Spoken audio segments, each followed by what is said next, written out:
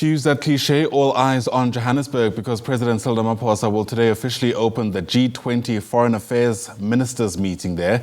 The gathering, which is hosted by International Relations Minister Ronald Lamola, takes place at the Nasrec Expo Centre today and tomorrow under South Africa's G20 presidency.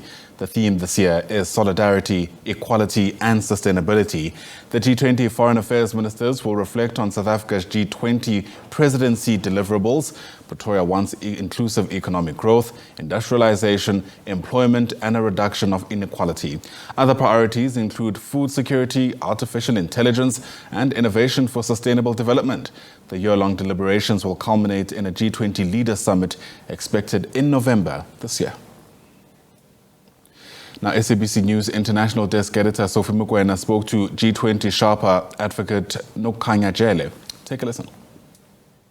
How are you going to ensure that the global issues don't really derail the discussions? You discuss those burning issues, but they don't derail the summit or the meeting. One aspect of that is making sure that they're discussed at the appropriate level, which is why geopolitical issues will be discussed at Sherpa and ministerial level, as well as the Heads of State Summit. As you heard earlier, with 15 working groups in the Sherpa track alone, 8 working groups in the finance track, one of the ways to ensure that geopolitical issues and substance matters do not derail discussions is to ensure that those working groups focus on a very clear delineated mandate that's been spelt out in issue notes that have been distributed with all of our partners in the G20 countries, and they focus on those critical substantive issues, whether it's debt sustainability or it's the matter of critical minerals beneficiation.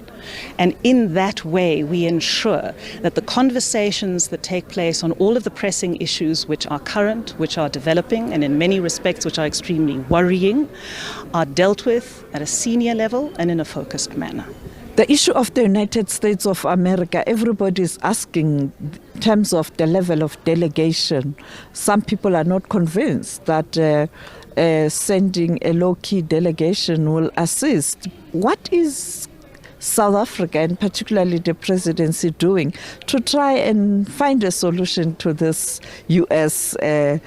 issue, which is constantly an elephant in the room nowadays? As the President indicated, especially in his reply to the SONA debate, we are going to be focusing on continuing discussions, not just with the United States, but also with other trade partners. The delegation is still being constituted, and there will be detail on that shared as soon as it is available. Vincent has also, as you know, Vincent Mokoena, the spokesperson from the presidency, spoken in this regard, and I'll refer you to those 2 individuals. And finally, what does South Africa want in terms of the summit?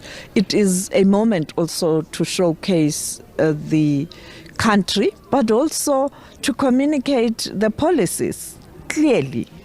The G20 is a group of countries. This is an opportunity for us, firstly, to take forward a number of themes that have been consistently dealt with in the last 4 presidencies.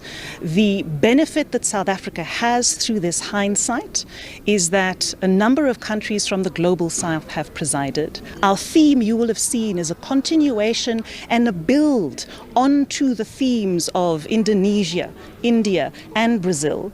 And it is an opportunity for us to look back and see what have we done right, what have we not, and what has worked and had an impact and what hasn't.